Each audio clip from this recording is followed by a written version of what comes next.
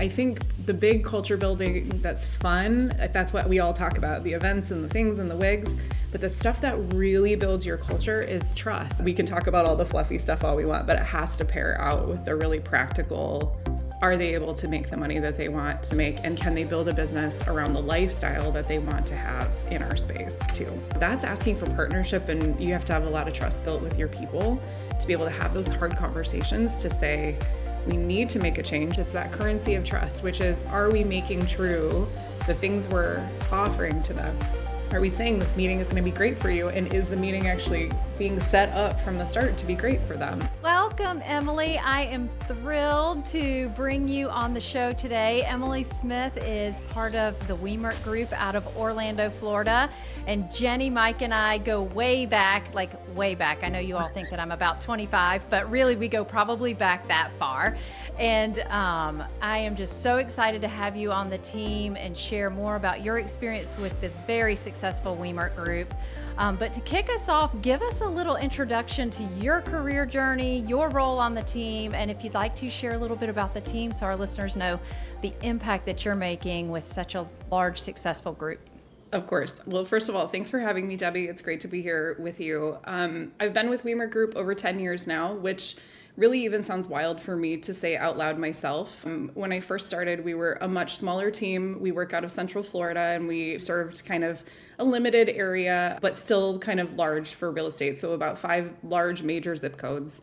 But my role literally began as team photographer for our listings. It was a little bit of a fluke that I even landed in their world. I was a wedding photographer for many years. I traveled all over the country and even around the world and photographed a lot of weddings. And I knew I was coming into a transition season. Like, I needed something new in my life. I needed a new challenge. And a friend of mine saw a post that Jenny had put up that said, hey, I'm looking for someone that can do, and it was a laundry list of things. And so I imagine some of you listening have made those posts where, you know, you're saying, I want someone that can do this. And you're like, oh yeah, I should add this to the list. That was a little bit how this post looked. And a friend saw it and said, hey, I think you might actually be what she's looking for.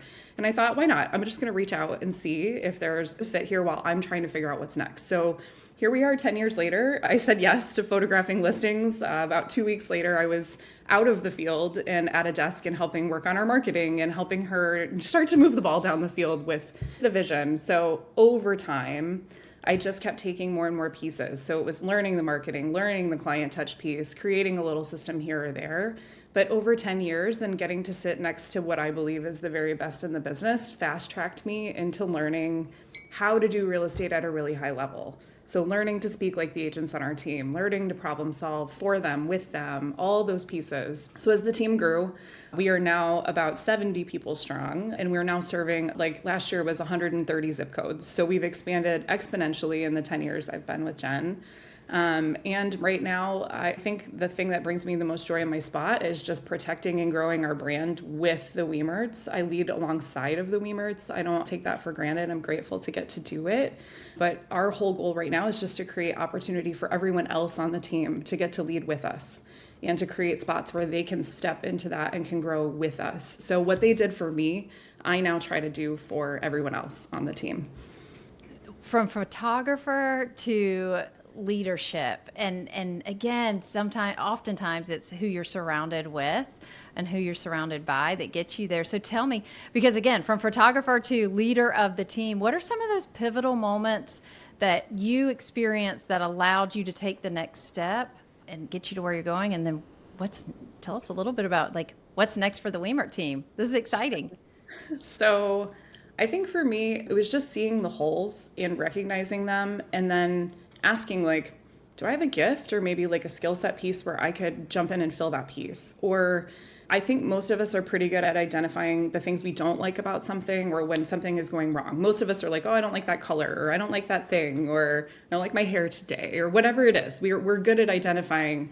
But I think it's less likely that we often find people in our universes that are solution oriented about those things. So I tried early on to be a very solution oriented person on the team for Jen and Mike to fill those holes. And so what allowed me to move across that growth space of photographer into holding this role now as COO was just finding the hole, but also bringing a solution to figure out how to fill it.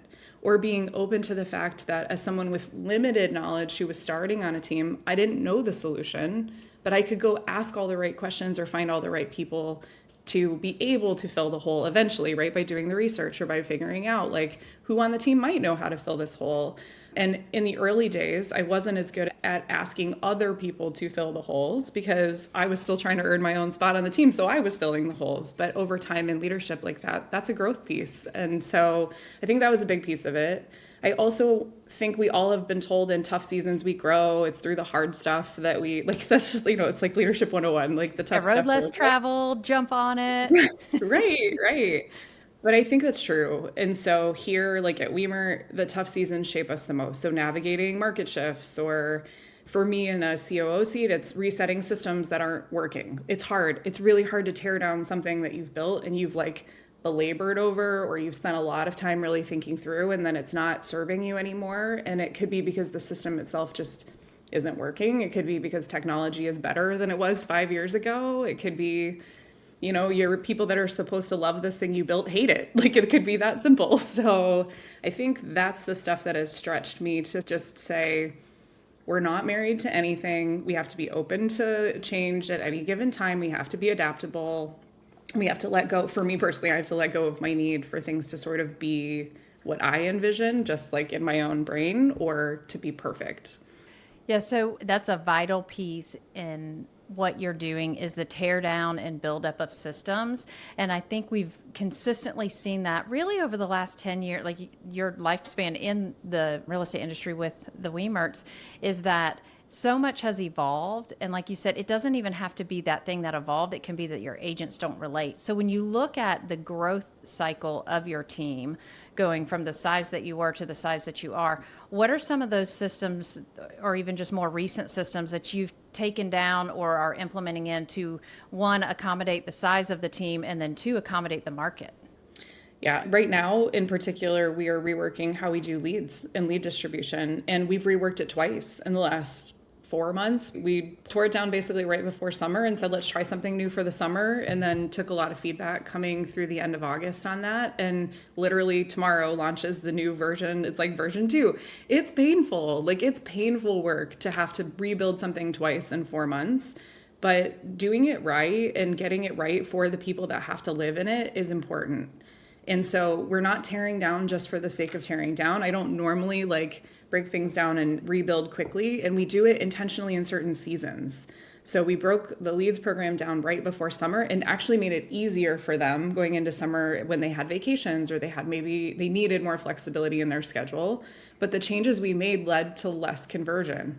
And so being able to have those conversations and say to them, we need to go back to a little bit of a hybrid. You guys are enjoying a little more freedom on leads in the way that we've built it for the summer, but we're noticing a loss in conversion, which is going to hurt your business. And ultimately, you want to put food on the table for your family. So it's helping them understand we're making these decisions in partnership with them for their benefit, not because we're just making decisions to make decisions.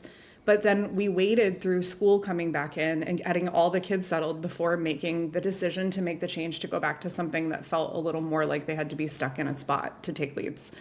And we did it on purpose. So as a leader, it's thinking through, how is this big change going to affect the person that I'm making the change for? And not just saying, hey, I've decided on Tuesday, we're going to start doing it this new way. And then wanting them to be like, great, this is the best thing we've ever done. Like that doesn't work. We have to lead intentionally when we're rebuilding and changing systems, to think about how it affects every party that's going to be using it. Yeah. In your role with director or chief operating officer and having the director of operations, I'm sure several staff members under you, what role does your department play for the team support versus what the agents are responsible for? Sure. So we're actually really like leadership small in our world. Like that's a weird way to say that, but we purposely have said we're going to have a small staff because we want everyone leading from their seats. And that's a little bit of a different mindset than other organizations that are like, nope, we need this overlay of kind of what you just described of, okay, I've got a COO and that person has a person and that person has a person. In our world, like I'm the only person carrying the systems title, but I work in parallel with Mike and Jenny. And I always kind of joke, Jenna's the front of house. So we work on agent hiring, or what we need to do as far as recruiting, or what we need to do as far as experience once agents come in the door. So what does their onboarding look like? What does their first couple of days on the team feel like? And then Mike and I work on the back end stuff, where it comes to like lead management, or how are we going to figure out what those systems need to look like? And then really there are only, including myself, there are 10 of us on staff at the brokerage. And then we have transaction management, we have a listing director, and they all have help. We have VAs that work under us. So like 10 full-time in office, we are together like on the staff with some VA support. So I don't want you to think we don't have extra like task-oriented help going on in the background. We have a leads manager who like takes care of our database, but we have charged each of those people to lead from their seats. So our listing director isn't just putting things in MLS and saying, okay, I checked the box or I did the things. She's the expert on the team. She knows those listing fields. She understands how to coach agents through listing paperwork. So we've put her into more of a coaching position, even though she's doing the actual work. The transaction manager, same thing, from contract to close. All of those ladies have been with us more than 7 years. So they have seen hundreds and hundreds of contracts. And so compared to an agent that maybe writes like, I don't know, 50 to 100 contracts a year, it's the big swing on knowledge base. So we charge them too, like teach the agents when you see a gap, fill the gap. So we have figured out how to stay what I would say is like staff or leadership light, because we're calling everybody in the organization to do their part, lead from their seat, coach everybody up through the middle. And it means we don't need all the overlays of, I wouldn't say extras, because I know a lot of organizations have built to need that. We've just figured out how to build to not need it, and it seems to kind of work in our world. Yeah, and you're spot on with the VA help. It's that additional layer, the behind the scenes check the boxes that we can layer in as you scale into more transactions that still allow the public facing, I like to call it, or people aspect of the team feeling like they have support, and the VAs then offer support for you, which to me helps you continue to scale that way. Now you mentioned something here. So one of your team members has been with you for 7 years. You've been 10 years. I know, just knowing Jenny, there have been multiple agents that have been with her 10, 15 plus years. Tell us a little bit about, what is the lifespan of the team member on the Wemert Group? So we call each other we-mates around here instead of teammates. It's a little cheesy, but if you hear me say we-mate, it just comes out. So we call each other we-mates, but we have right now on the team 41 that have been with us more than 5 years. So of our like 65 or so of us, 41 of us have been on the team that long. And to me, that's a testament to Mike and Jen. I always give the credit back there. They started this really great story years and years before I even came onto the team of how we were going to treat each other, how we were going to do real estate. And the how, I think, is our like little bit of like our secret sauce. And the how is we're going to be we-mates. So we-mates is we first, always, not I. Like we are going to do this together. We share credit. We are helping each other, and that sets the tone for something kind of different. And then mates is masters of our craft, accountable for our actions. We're teachable. We're going to elevate others, and we're going to be solution-based at all costs.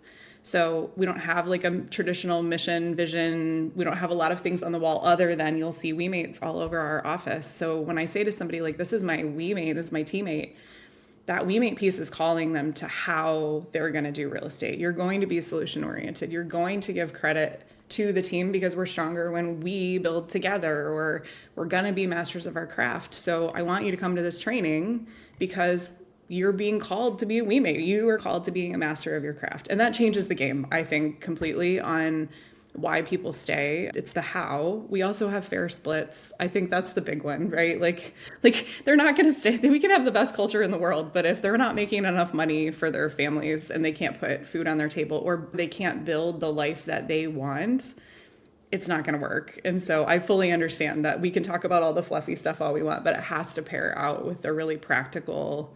Are they able to make the money that they want to make? And can they build a business around the lifestyle that they want to have in our space too? Yeah. Well, I know Mike Wemert very well, and who would have ever guessed that his last name would incorporate such a powerful brand? Going back to his accounting days, like now he's a huge brand based on his last name. So that's incredible that you guys have built it through that. And you're absolutely right. It is about helping our people achieve what they're looking to achieve out of it financially, lifestyle, culturally. And if they can't see that area of where that can happen within your world, they leave your world. And Yeah. one of the biggest pieces of feedback I get, even when we're interviewing for new agent talent on some of our teams, the thought process typically goes to, well, what if I spend all this time training them and they leave? Well, again, it goes back to we have to create the world that they can achieve in, right? And then it does come down to compensation and time worked and lead routing and all the support that we offer, because Right. ultimately there are a lot of people out there, a lot of agents out there who are great team fits. There are a handful of agents who will do well on their own. And that's the opportunity that you all provide, is just for them to continue to thrive in your world and everyone wins together. That's Right. I agree. I think you also have to be clear about who you are and who you can serve, right? We don't always hire. For us, we say no to a lot of really great people, actually. And the reason is that it's not a clear alignment from both parties. Like the agent that you mentioned that can thrive on their own, that doesn't want the help or support or structure, isn't going to want to come live in our world long term. So it doesn't even make sense for us to say yes from the start to somebody like that. And I will tell you, it's extremely hard, you probably know, but to sit across the table from someone that's talented and want to say, like, this isn't the right fit. Because selfishly, you're like, please come in. I want you to come here. We would be great together. And we joke that like none of us can hire alone anymore. We have to have at least 2 yeses, because we love everyone. We want to hire everyone, but we have to get practical about, does this actually create a match for both parties? And for us, is it a long-term match? Ideally, we sort of even jokingly will say sometimes our goal is to get you to stay forever. We know that's not practical, but we're going to pretend like that's what's going to happen, and we're going to build that way with this person. And then I really think it's our job to figure out how to sort of make that possible with them. And that does mean pivots. So like the splits or the the way the lead system is done, like having to stop and ask, like, is this fair to the agents? And also, is the brokerage getting what they need, or is the team getting what they need out of this to be fair too? And so that's asking for partnership, and you have to have a lot of trust built with your people to be able to have those hard conversations to say, we need to make a change. We actually had to do this, not recently, but in the last little bit, we had to change our splits because things are getting more expensive. Technology is more expensive per seat, and it's now all per seat. And so you're tacking on, and every bit of that comes out of the brokerage's pocket. So asking the agents, like, hey, in this season, we need to change splits to become a little more fair. We're asking you to give something up. We're willing to give something up on our side too, and being extremely transparent about why you're making those changes so that they can come alongside you. They don't feel like they're in the dark on why stuff is happening, and that you can get through those hard conversations together matters. It builds trust. It keeps people in their seats longer, and they will follow you forever if they feel like it's fair to them and they feel like they can get enough out of it too. Well, and I think that transparency is huge, right? Yeah. And if you take nothing away from this, then the transparency piece and the ability to have others thrive in your world, that I think is the key to success, because so often our teams are closed off about either what they're spending or what things cost, because they feel like the agent's going to look at it and say, oh, but you're taking that much from me. Well, no one gets into business to not have a profit. So welcome to America. That's or anywhere in the world, right? No one gets into business to not have a profit. You're part of the pieces of the puzzle that get us to profit, and the goal is for you to profit as well. So, it's sometimes balancing that with the active, consistent conversations around why we're doing the things we're doing. And I know before you and I were having a conversation before we started recording, we were talking about setting those goals for people. So not that we say, here's what you have to do this year, but it's really looking at, for you to accomplish or for you to get that next step, this is what has to happen. And I was given the example of, I was talking with my director of operations about him hiring an additional person for leverage. And the conversation, started, and I said, well, let's look at the numbers and let's figure out what it takes to get your leverage. And in doing that, we said, okay, well, we've added a coach. We need to add 6 clients. When we add 6 clients, then you can hire your who. We'll figure out, like you said, it's so funny, Jenny, making the list. Here's the list of all the things I want you to do. Yep. That's truly how I coach. Open a Google Doc, leave it open. Anytime you do something you don't want to do or is not worth your dollar per hour, put it on the list, and that's your job. That's who you're looking for. That's your job description. Just put it out there. It doesn't matter if it's pick up my kids from school one day a week and all these other work things, put it on the list. That's right. So, and that's what was interesting with my director of operations, Chris, is we were saying, how do we get to that goal? And that's really what you're looking at, the broader scope of how do we continue to hit our goals as the Wemerts, and then how do we help each person in our world continue to hit their goal by, 1, transparency, and 2, collectively looking at that goal.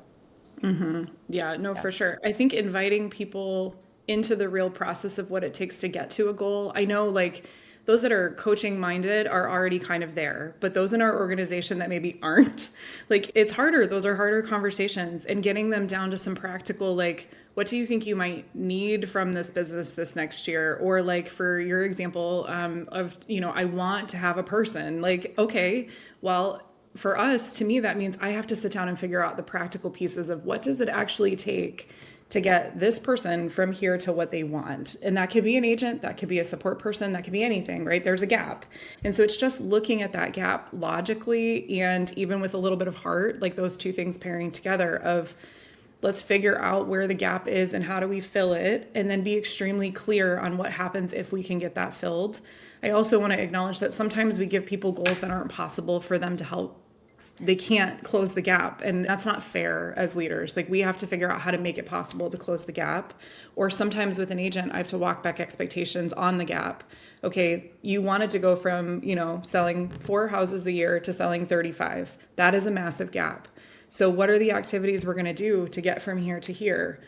Well, if it's too much of a gap, we might have to actually say, could we say this is a 2-year goal? And could we, for this year or for this quarter, how do we break that up into actionable pieces where we walk that goal back so there's a micro win in there so that they feel like they can feel that momentum of the win and get to eventually where they want to go. You also have to stop and ask, why do you want this thing? Why 35 houses? Why the assistant person or the whatever it is that you're asking for? So that you can hear the motivation, because sometimes it comes out of left field. It's not what I think in my head and they're asking. I have to sell 35 houses because, and I'm like, oh, they just want to make, more money. $1 Yeah. Right. And it turns out what they wanted was to get on the 35 under 35 list for, some community in our city. And you're like, oh, that's actually different. Do we know that number is going to get you to what you're trying to do? And then you go do the recon and you're like, okay, that's a different gap. Let's solve that. Let's figure out what the volume number is you need. And let's sell 2, luxury homes and fill the volume number. I don't know. These are realities though, for team leaders trying to figure out how to support their teams. Yeah. And that's a great example, because I have a client who is on a team, and he really wants to be the number 1 team member in his office. And so every quarter we go back and look at what each team member in the office is doing. And this is a larger big box brokerage, so it's not just amongst his team members, and really diving into, okay, based on what this person has closed and has in listings, again, is it 10 more deals, or is it you need to just go find $2 million properties? Right. Because it does come down to where are you in that ranking? And now that we're getting into quarter 4, if he's listening now, he's like, I know, Debbie, we're really looking at now that's we've awesome. Taken it to a every other week. Let's check what listings have gone under contract. Where are we? And interestingly, it's a secret. So I'm not mentioning this person's name, and the other person that's working to be beat has no idea. But again, it's just that internal drive that we can help fill the gap on, because we know that it's there, right? It's not about making $20 more. No. And you're setting those micro goals every week, it sounds like, where you're like, let's look this week, or let's look every other week and figure out what gap we're trying to fill. You're not trying to fill 6 months worth of gap. No. And that is the consistency piece that is really important. Yeah. Okay, so one thing I hear often is that these teams that we're working with will hire administrative support, listing coordinator, transaction coordinator, marketing. They always hesitate, or oftentimes hesitate, on hiring a director of operations. So when you think about putting that key leader in that position, what are some of the benefits that you see these teams could maximize on, just in your experience? And then what are some of those specific job duties? Because I've heard you mention a lot of things that you're doing, those specific job duties that you're responsible for that they could then jot on their Google Doc and add to the job description of their next director of operations. Okay, so that's a very large question. I'll try to keep it concise. I think I just want to acknowledge first that it's extremely scary as a business owner to let go of those pieces that feel like the most important parts of the business. And so, me to you, you don't have to let go at first. Like when you are hiring someone, you can actually lead next to them, with them. You never have to let go, actually, is the truth. I lived in a triangle, I told you, with Mike and Jenny. Like we have a weird world sometimes. But it works for us because we realize we have different strengths. And that's the whole idea of typically finding this operations person for yourself, is to have a person that can maybe have a little bit of a different strength set than you do, that you can lean on to help build the organization towards what I would think of as like scalability. This role should provide stability for your organization. It should provide scalability. It should give you someone that can keep their focus and attention on those pieces, and can keep their focus and attention on making sure the systems are working for you and not against you, making sure that your staff and your agents are equally as happy in said systems, because that's a balance that's very difficult. A practical example on that is if your CRM is mostly focused towards your staff being able to push a lot of buttons or work internally, but your agents are in their car on their phone, can they have the same capability, or does it work for them to be able to easily do what they need to do with using that same system if they're not at a desk all day long at a computer? And so thinking about those little things, and when you start to lay out in your business how many of those things really exist, the list goes on for pages and pages. And that leads me to the next part of this is I think it starts to feel really overwhelming to people to think about hiring this spot, because they're like, A, I don't know what's even on that list of things that they should be worried about.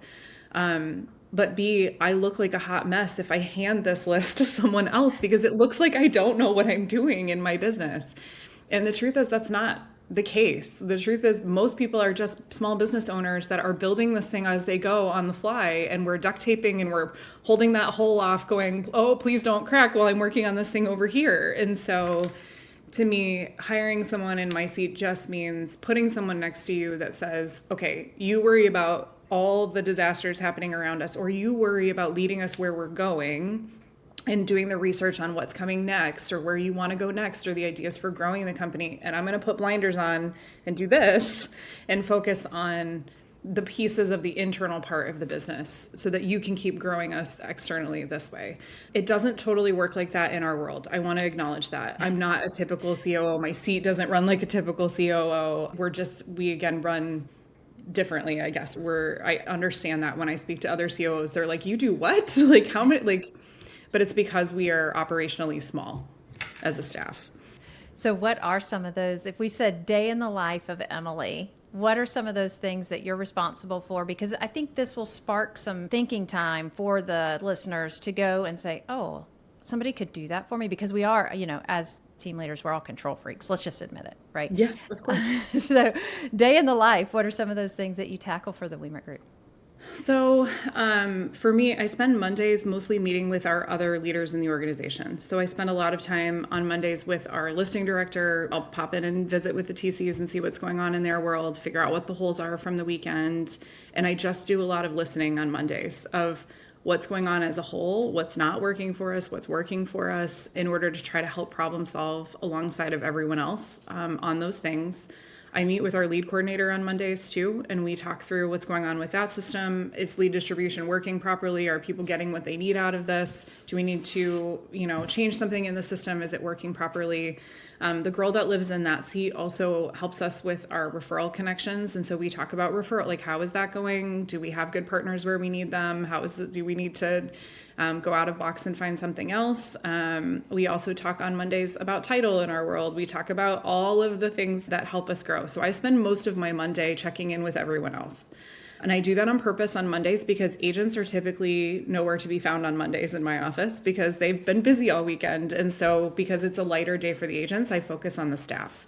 I try to leave the staff alone first thing in the morning because They are also very busy. They're opening files. They're doing all the things from the weekend. So we talked in the very, very beginning of this about being thoughtful in your leadership, about when you make your structure for things or when you make changes. I try to be thoughtful about when I take up people's time in the organization, because they have jobs to do too. And ultimately we want them doing those jobs effectively. So a lot of my meetings don't even start till midday. Mondays, I approve our team newsletter too, that goes out behind the scenes. So that's our way of every Monday saying, if you haven't paid attention to anything coming through from anywhere in the system, here's our weekly download of what's going on in the organization. And it's just my job to make sure we're not missing anything in that. Do we have enough culture piece tucked into that? Do we have enough system announcement tucked into that? Do the TCs need to have something put in there? And the information for that comes out of the meetings that I'm having during the day, where we're checking in with everybody. Tuesdays, we have a team meeting, or we do a listing team meeting in the office, and I'm present for every one of those every week. And I do that because it puts me on the ground in the room with our agents, which some people would be like, why is the COO sitting in a listing team meeting? How can I solve problems about how to better serve our listings or work with our marketing department to better serve our listings than if I don't sit in that room and listen? And so having somebody that can sit and observe and hear all of the pieces and go, okay, what could we practically do to serve our clients better, our agents better, our staff better? That's like the triangle. And sitting and listening in those rooms and then being willing to go practically act on that right after the meeting is usually how I spend most of Tuesday. And then other than that, the rest of my week is not so scheduled. It's typically like a meeting here or there to cover certain operational functions, but it's really implementing all of the things that have come out of early in the week. I have a lot of calendared things built into my life in my world of keeping up with, we have preferred lenders, so it's keeping up with those relationships and making sure that they have what they need. We have a lot of lead sources, and so a lot of the relational pieces of that land in my lap.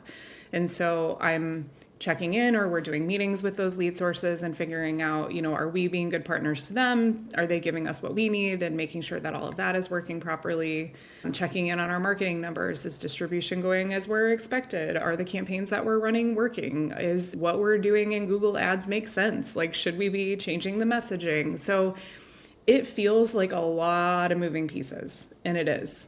But to me, it's just holding all those pieces kind of loosely and making those small tweaks as we go throughout the week to lead us towards the bigger vision of wherever it is that we're set, that we're trying to go. And then I heard you mention that you do hiring and you have meetings with Jenny and Mike to get additional feedback on gaps that you found and improvements that you can make. And the way I see this is, it's not just traffic controller, it's solution based. And so I love what you said. I want everyone to take this away. I spend a lot of time listening. You said that 3 times. I spend a lot of time listening. And so I think often we think results is from action, or results are from action. And ultimately it starts with the listening. And so I find that really interesting and a huge nugget for everyone to take away. I can't emphasize that enough, that we really have to lean in and listen, not get involved, right? And at no point were you talking about the listing team meeting or the listing coordination team meeting, how you would interject. There was no interjecting. It was taking away the holes, figuring out, is it bubblegum tape or cement, and then going and making that solution recommendation. To be real, Debbie, I definitely interject sometimes at the listing meetings. So just to be real, you can't help it. I've been here 10 years. I know too much, right? At this point. And half the time it's Jenny and I sitting together in the back, texting each other like a bunch of teenagers. Not to talk, right? We're elbowing each other, no, don't say it. Let them get there, right? Yeah. And actually this leads me to one of the hardest leadership lessons for me that I think I've learned here at Wemert is to get out of my own way. In the beginning, I was our doer, and this is an important note as you're hiring for a COO, so it fits within this topic. At first, you need a doer. You need someone that can fill the gap, do the things on the list for you. At this point, my title is we're in transition. I'm not doing all of the things, and I shouldn't be because I can't. I don't have the capacity to fix all the little things in our world that I used to when we were smaller or when my role didn't hold quite as many pieces. So over time, it's allowing that growth piece for the person that you hire to let them transition from doer to person that oversees the doers. That is an extremely hard turn to make. I just want to say that up front for people that are true doers. It is so much easier to do it yourself. It's faster to do it yourself if you know how to do it. And this is, I think, the beginning part of like the hiring problem anyway, right? Like even as a leader, we're like, but I can just do it. Why do I need somebody else to do it for me? So it's the same thing when you hire somebody to come in and start those pieces for you and trusting them with it. So I've had to get out of my own way. The question I ask myself first now always is, do I need to be the one doing this? So if I see the problem and I'm trying to fix it, I will literally sometimes like pull myself physically back from my computer and I'm like, okay, if I fix this, it'll get done, but will this actually be the best thing for the organization as a whole? And I can't tell you the number of times I've gone the wrong direction on that. There have been many times I've held on too long on something, or I've re-interjected myself when I've handed something to somebody else because I'm like, well, obviously I know how, I got the best way, like I can do this. So, and I've had to learn to just step back and let other people fill those spaces, because the ownership changes when people get a chance to contribute. The culture changes when everybody feels like they're filling the gaps and it's not on one person. So that leadership lesson for me has been like the largest growth piece of my existence at Wemert. Yeah. Well, and two, you look at the who to hire, and so often we run ads for positional titles like manager or coordinator, words like that, that then to me indicate the overseer, not the doer, when they actually need the doer. And so there is that pull of, am I hiring the doer or am I hiring the overseer? And can my doer become the overseer? Sometimes they can't, and that's okay. They outgrow the next role that's available. That doesn't mean that they don't have a place in the organization. And then like you, a lot of times they can because they've observed so much of that, but there is that restraint. And I think we as team leads feel that too. You know, I'm sure it would be really easy for Jenny to take every Zillow call that comes in, convert it, show it a house, and sell it. At the end of the day, does that help her team grow and accomplish what they're looking to accomplish? And that's where we have to go. Like, I love that visual of I lean back from my computer and I say, okay, if I do this, ultimately, who am I stealing from? Because you just stole someone's job. And two, what are the ramifications? Like, how am I interfering with someone's growth? And when we start thinking about it that way, then we're like, oh, well, shucks, I don't want to take that away from somebody. I may as well just send the email along. I do think that we worry though, right? Like as humans, we're like, what's our part in this? Or if I give that up, am I as valuable? And I think all leaders struggle with that, right? Like I watch the best of leaders struggle with that. They hand all the things off and it's running smoothly. And then they're like, well, shoot, what do I do now? Or am I still valid? Or do I have credibility in this anymore? And the answer is yes. Like that's the goal. It's just difficult on a personal level, I think, to feel those same wins. And so you have to define the win differently at that stage in leadership. You have to define the win differently, even in my role. Like I win when the team wins.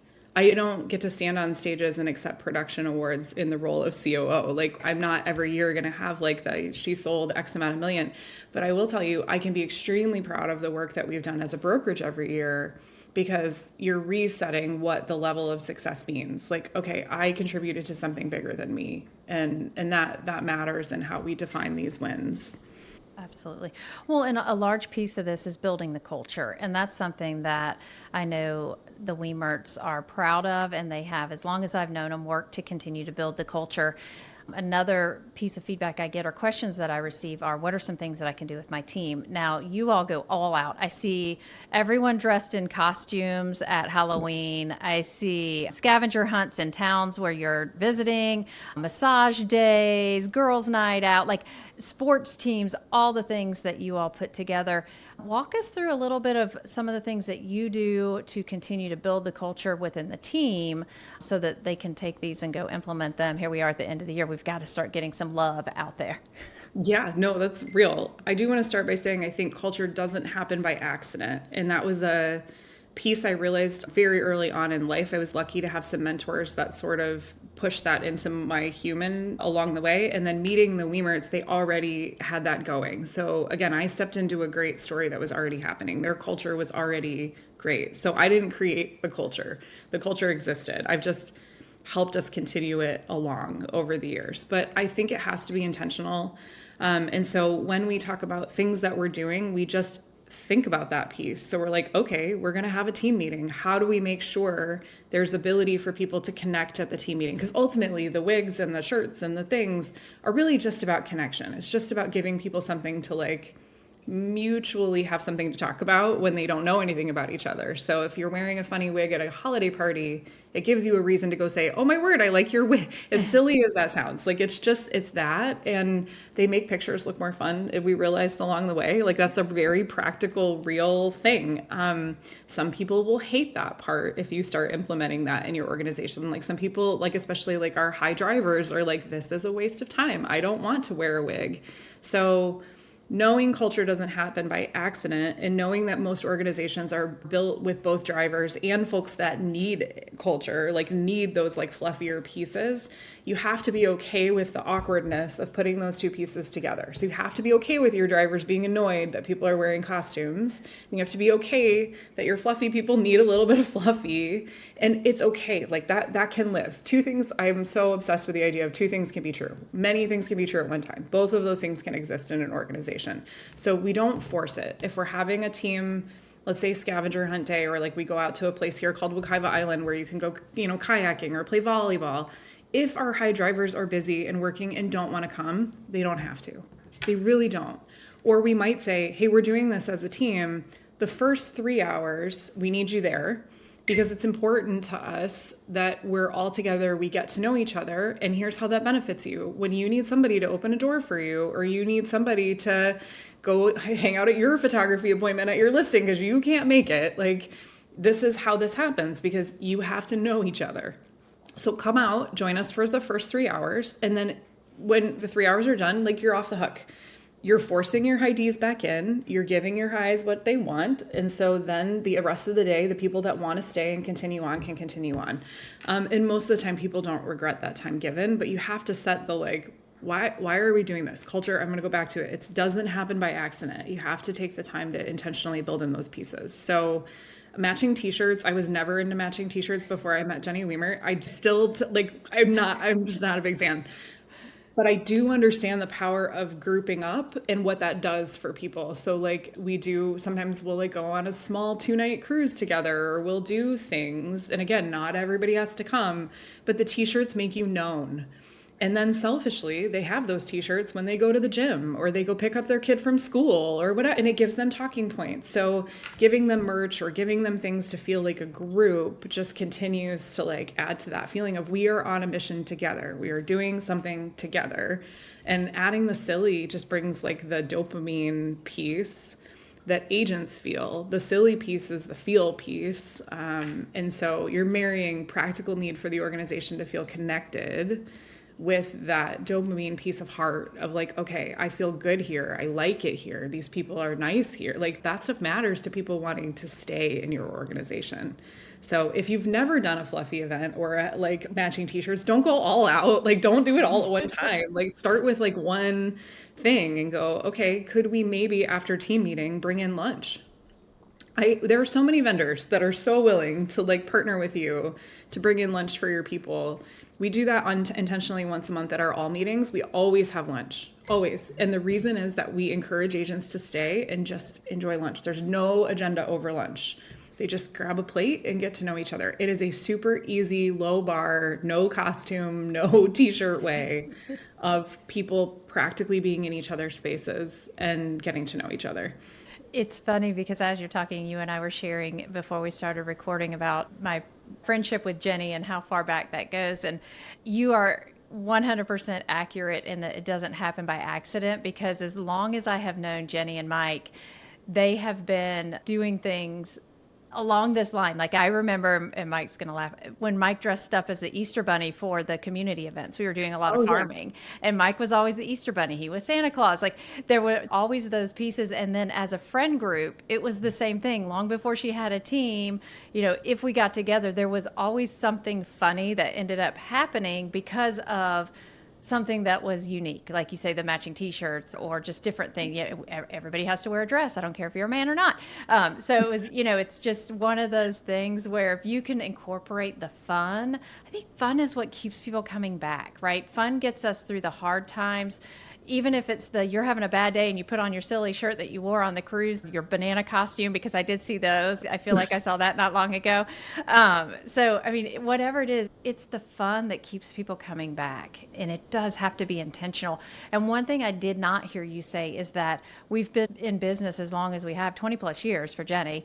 And every month we have a happy hour, right? Happy hours are great. And lunches are great. It's the other stuff too. And as you grow, giving them the space to just interact with each other and get to know each other personally outside of the, here's what we're doing for Zillow leads right now. And here's the new system we're adopting. And here's where we are with target market KPIs and all the things. It just, you become human, right? And you guys are so good at that. I remember signs during COVID. Like there's so many examples I could share that you all have participated in. I can't wait for Halloween this year. There are porch drop-offs for our agents. I do think one thing to say about this would be we are intentional about the time we ask our agents to give up. And I think when you're talking about building culture, like your regular meetings and your educational opportunities and all of those things actually are the biggest contributors to this piece. And it's a piece I think that gets missed. And what I mean by that is we over ask agents for their time sometimes. Like their time is super valuable. The time that they spend away from the field, from their families, like when we ask them to come in for this random meeting or come in for this thing, those things need to be worth it. So we can't waste team meeting time. We can't waste educational opportunity time with stuff that doesn't matter to them or that isn't important to them. And I will acknowledge for those of us that run big lead programs, sometimes you have to give up time in partnership to organizations that require it. So there is a bit of a call in action there of like, hey, we need you to come in for this because we have to be good partner and you have to be transparent about the why. This is important to you because this, or for even like listing team meetings, we do those twice a month. This is important because this is what moves the needles on our listing. This is what teaches you to talk to your sellers about data. This is what teaches you how to have better communication skills when it comes to working with your clients. So it's not wasting those meetings. It's like proving it, right? So it's saying on paper, we want you to come to this thing because this is how it benefits you. But when they get to the room, the structure of that meeting needs to make that true. And over time, if you don't make that true, they're going to hold you to it, or they're going to quietly be like, this is not worth my time. And all of a sudden you have 4 people in your meeting. So I think the big culture building that's fun, that's what we all talk about, the events and the things and the wigs. But the stuff that really builds your culture is trust. It's that currency of trust, which is, are we making true the things we're offering to them? Are we saying this meeting is going to be great for you? And is the meeting actually being set up from the start to be great for them? And so making it true earns that trust. And that trust piece is ultimately, that is the like key of culture all around.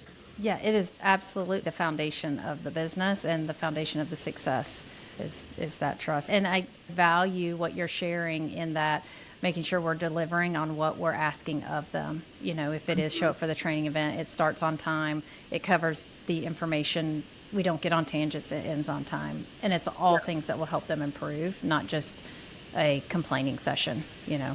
So I love that. Well, I will say one thing about you, and I see this often. You're described as one of the most positive and transformative people on the team, for the team. And so how do you, and I know there's fake book, right? We all know fake book.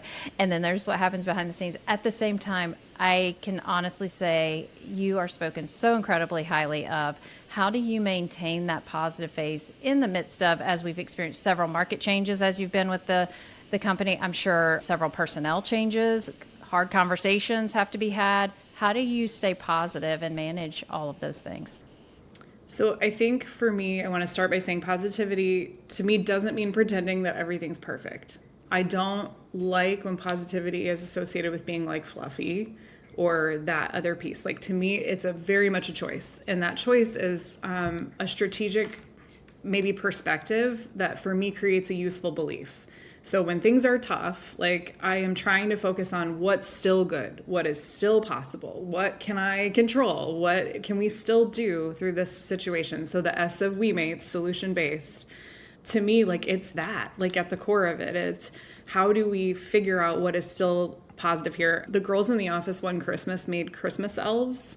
And they like decorated our office, and everybody, it was like elf on a shelf, but everybody had like a little face. And mine was holding a sign that said, "It's fine."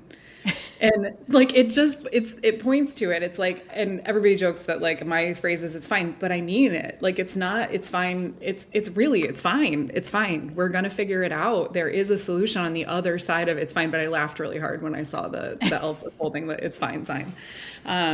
I actually heard a TED Talk recently that I need to go find so that I can actually quote it properly. But the woman in the TED Talk was talking about children they had tracked from like kindergarten all the way up into their 30s and what made them successful.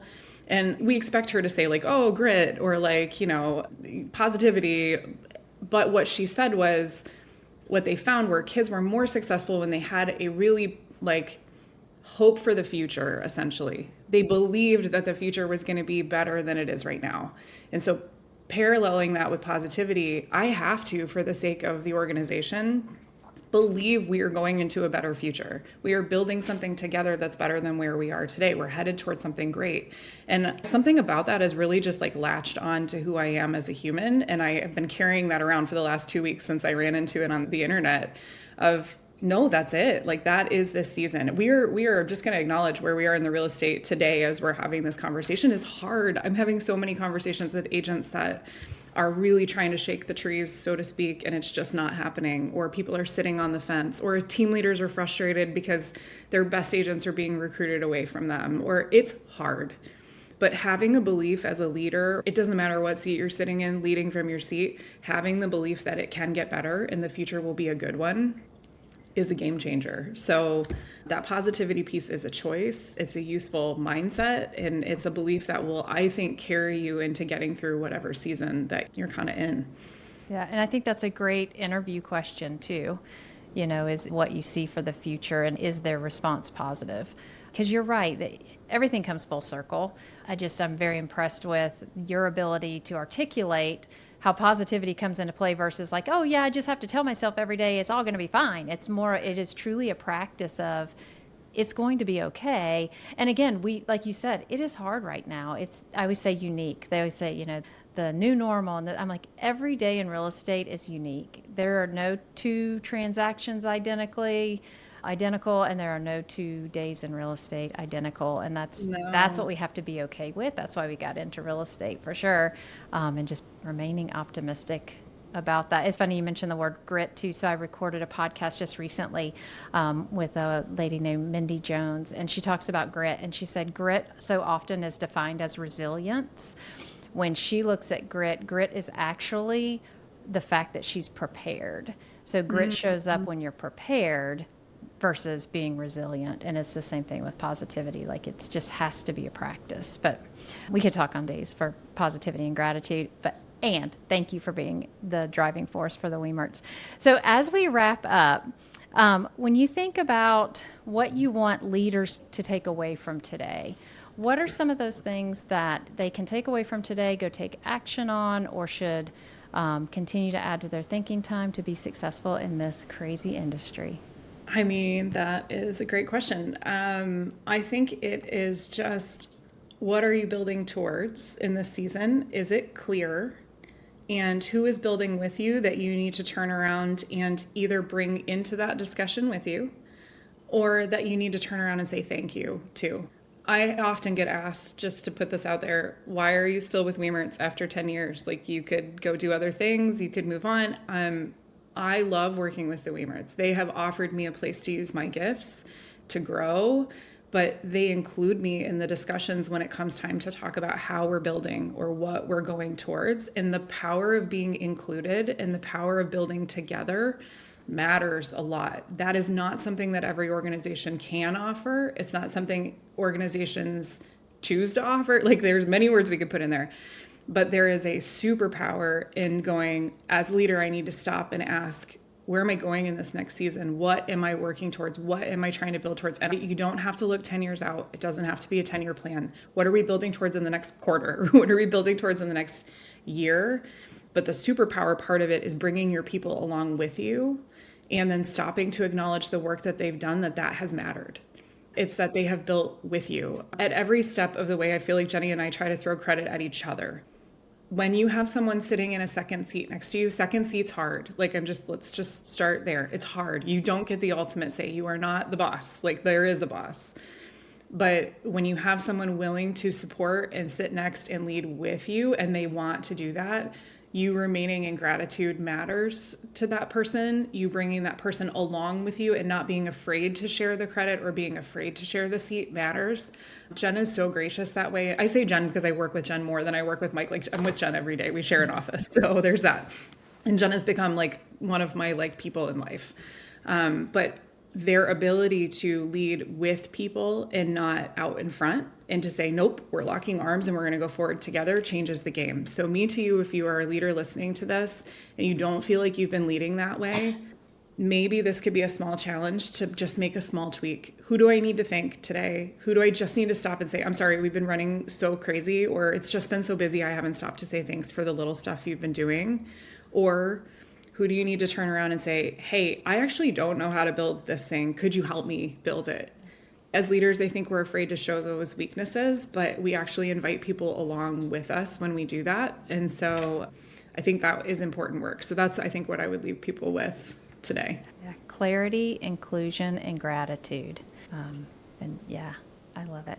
Well, thank you so much for joining us on Real Estate Leadership Unlocked today. If you've enjoyed our conversation, we will drop in the show notes how you can find Emily and the Wemert Group out of Orlando if you have referrals or just would like more information. Also, don't forget to subscribe and leave a comment if you have something really great to say, and we look forward to seeing you next time.